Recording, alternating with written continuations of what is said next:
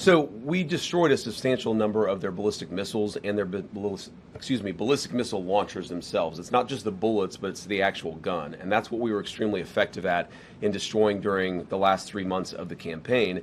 All the president said yesterday is that, of course, countries don't give up the right of self-defense. Israel doesn't give up the right of self-defense if Hezbollah fires rockets or drones at Israel.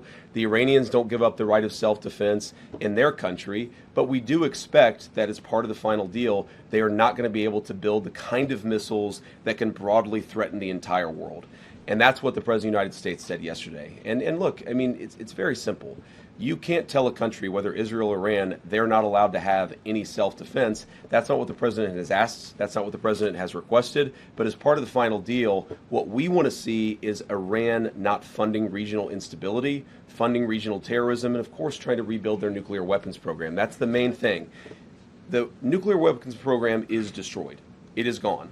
If the Iranians decided tomorrow to build a nuclear weapon, they simply don't have the capacity in order to do that.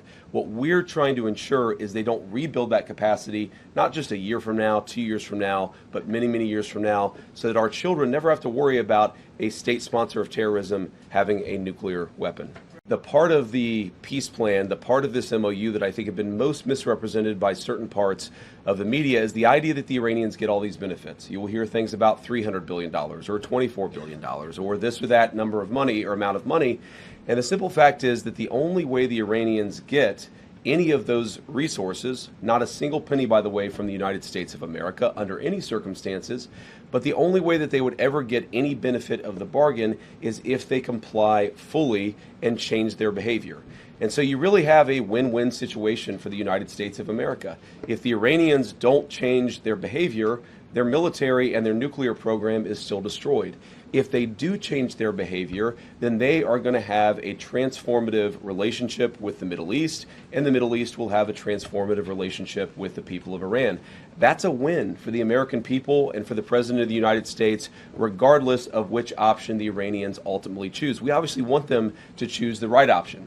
The interesting thing about their system, and I think it's important for the American people to appreciate this point in particular, is that there are real divisions within their country about how exactly to proceed. And what we've seen over the last couple of months is that the pragmatists within the Iranian system, the people who really do want to transform their relationship with the Middle East and with the world, those people are winning the argument.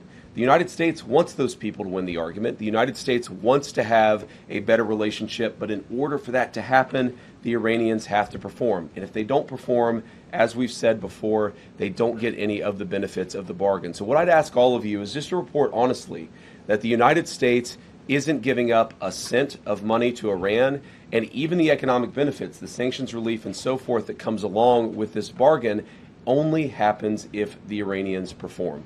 Then like, share and subscribe to Mirror Now.